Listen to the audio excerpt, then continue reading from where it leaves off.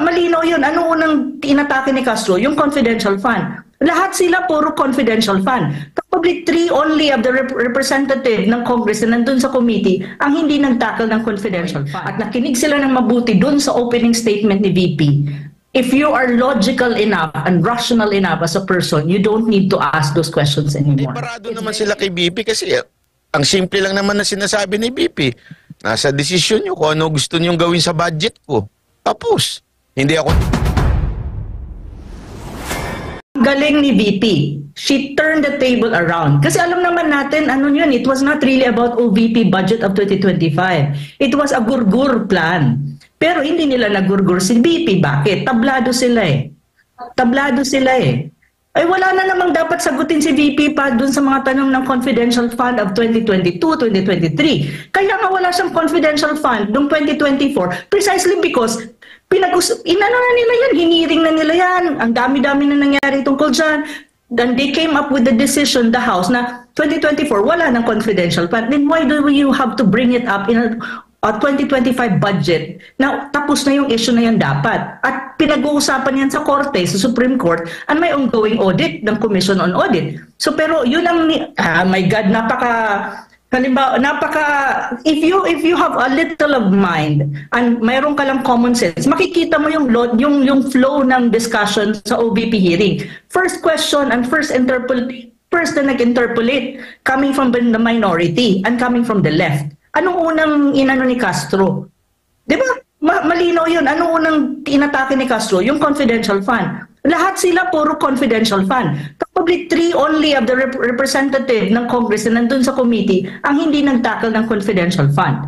Which is, may problema naman kasi ang ano naman nung iba, parang hindi nga confidential fund pero parang nag-i-insinuate sila na ang tanong nila kay VP is, would you agree that the office of the Vice President should be parang yung word na political instability? Bakit? They are trying to elicit something na maybe BP is trying to destabilize the Philippines or the government of BBM. Kaya kinakabit nila doon. Kung ako din si BP, sasabihin ko lang talaga, yung kanyang formula answer nga na sinasabi niya na it's up to the House to actually decide on the budget of the OVP. Kumbaga, hindi na ako makikialam dyan at hindi na rin ako magdi-defend dyan. Dapat lang, kasi kung anong sasabihin mo, gagamitin din naman against you eh. So, buti na yun. Kasi anyway, na-present naman niya yung budget in a very clear way. Na-present niya yung achievement ng OVP at na-address niya lahat ng binabato sa kanya sa opening statement niya. So, kung nakinig sila at pinanood nila ng mabuti ang video at yung presentation ng PowerPoint at nakinig sila ng mabuti dun sa opening statement ni VP, if you are logical enough and rational enough as a person, you don't need to ask those questions anymore. It's very evident na in-answer na niya yun dun sa presentation. Yun yung masasabi ko initially dun sa OVP hearing. Initial pa lang yun ha, pero tingnan mo naman, umati ka na si Prof. Hannah. Meanwhile, pabatiin mo na natin si ating partner. Ano lang ako na-trigger. Kasi yung mukha ni Castro nasa Facebook ko. Welcome muna natin si partner Banat Bay. Banat! Good evening. Magandang araw, magandang gabi sa inyo lahat at congratulations sa lahat po ng mga Pilipino. At una sa lahat, ikaw ba nakamonitor kanina? Pag-usapan muna natin itong sundan natin yung paksa with Professor Ana Malinduguy. Ikaw ba nakamonitor kanina sa budget hearing ng OVP sa mababang kapulungan ng Kongreso? Oo naman, grabe. Tama ho yung sinabi ni Prof na talaga nga namang yung table talagang bumaligtad kasi akala nila matatrap si VP Sara Duterte. Pero sila ho yung napikon, natrap. Si VP nga masyado pa ho siyang malumanay nung nagsasalita siya. At tama rin po yung sinabi ni Prof na simula pa lang na-establish na lahat. Nakakapagtaka nga, paulit-ulit nilang binabalik yung confidential fund. Wala namang nire-request sa budget ni VP ngayon na confidential funds. Plus last year, wala na rin. So bumabalik sila doon sa simulang-simula na kung saan yun yung dati nilang script. Binabalik-balikan lang nila. Barado naman sila kay BP kasi ang simple lang naman na sinasabi ni BP. Nasa desisyon nyo kung ano gusto nyong gawin sa budget ko.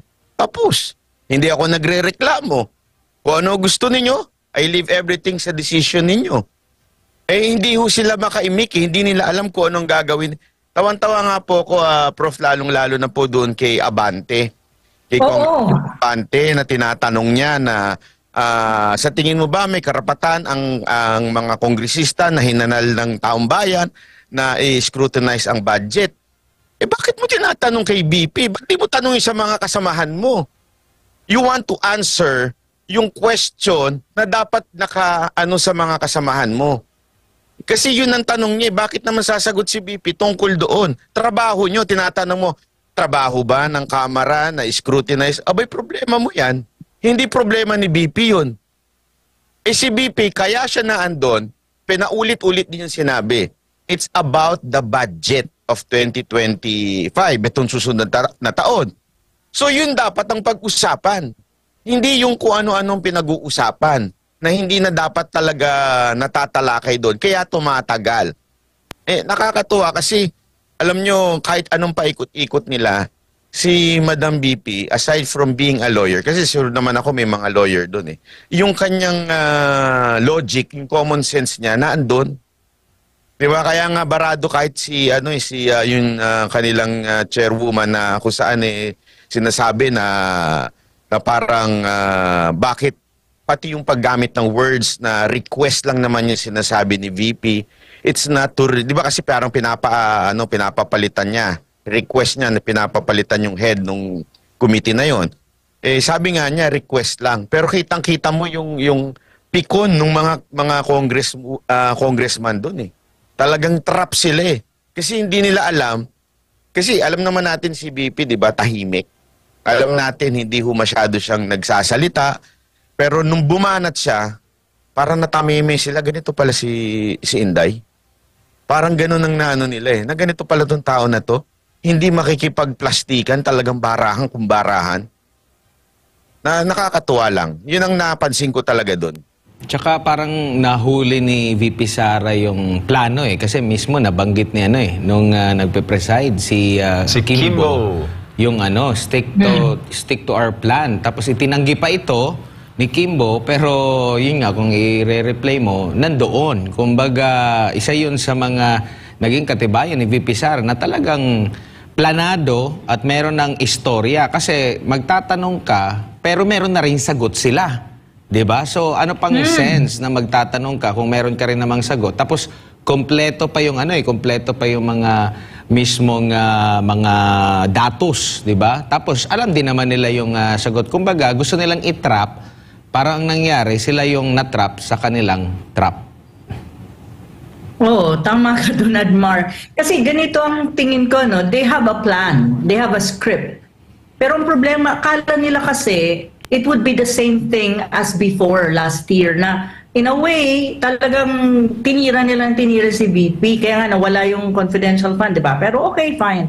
Pero ngayon, hindi nila na-anticipate, ang feeling nila, VP would fall on the same trap na ginawa nila before. Kaso hindi naman ganun So ngayon, sabi nga ni VP, okay, in-invite niyo ako dito, I will present, I will lay down the grounds. Ito lahat ang accomplishment, ito yung aming proposed budget, ito yung aking opening statement.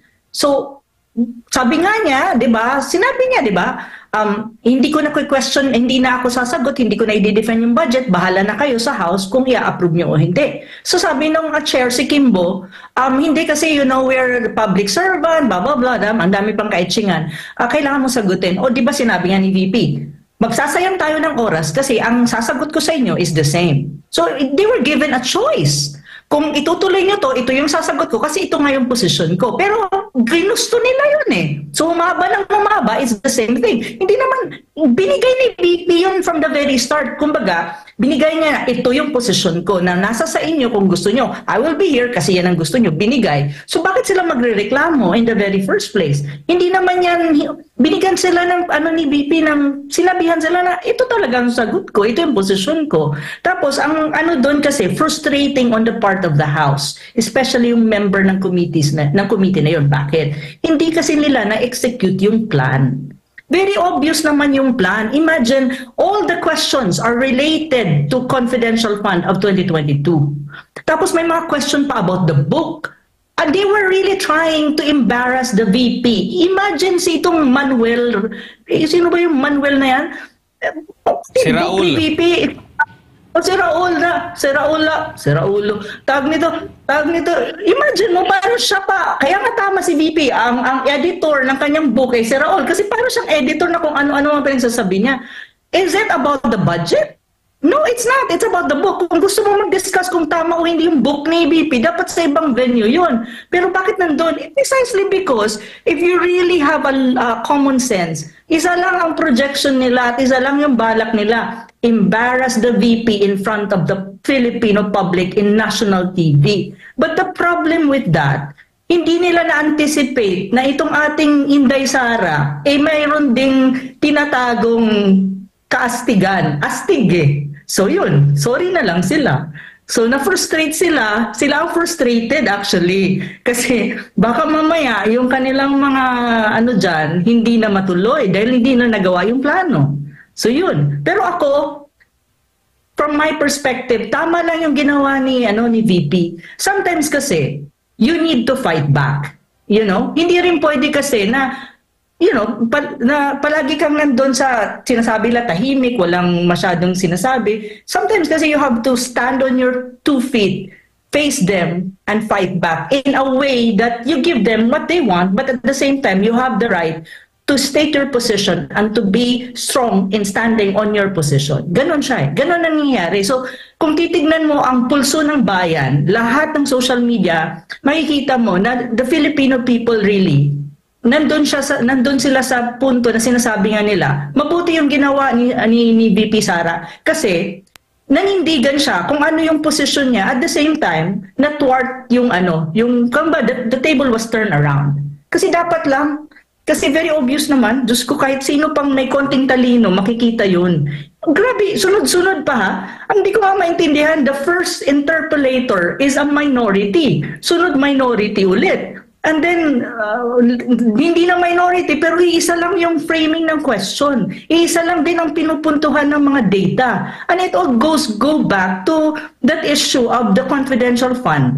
Na matagal na, itama din yung punto kasi nasa Supreme Court yan eh. Dapat hindi na yan masyadong kinakalkal kasi nga may kaso. At the same time, may auditing pa rin sa Commission and Audit. So, sabi ko, itong mga to talaga parang very obvious talaga ang kanilang plano. But the thing here is, yun nga ang hindi ko maintindihan sa mga tao dun sa house eh. Kasi kung titignan mo, the whole thing becomes an exposure dun sa plano nila. Kasi of course the plan was subliminal and parang hinahide mo yan eh. Pero ang nangyari kanina, very exposed sila na they really have the plan to gurgur ang the VP. So na-expose tuloy yon sa buong publiko kasi lahat ng tao nakatutok. So makikita mo parang nangyari tuloy, lahat ng Pilipino aware na ngayon na yun nga, yung OVP hearing na yun, it's not about the budget. It's really about her na gusto siyang gurgurin. Tuloy, imbis na yung iba na hindi pa masyadong nakakaalam doon, ngayon, expose na tuloy sila. Kasi the VP was able to handle it very well and was able to turn around the table. So, ngayon, lahat ng tao sa Pilipinas, alam na tuloy ang kanilang mga bala. So, see? Yes, may ang galing-galing nila, di ba? Si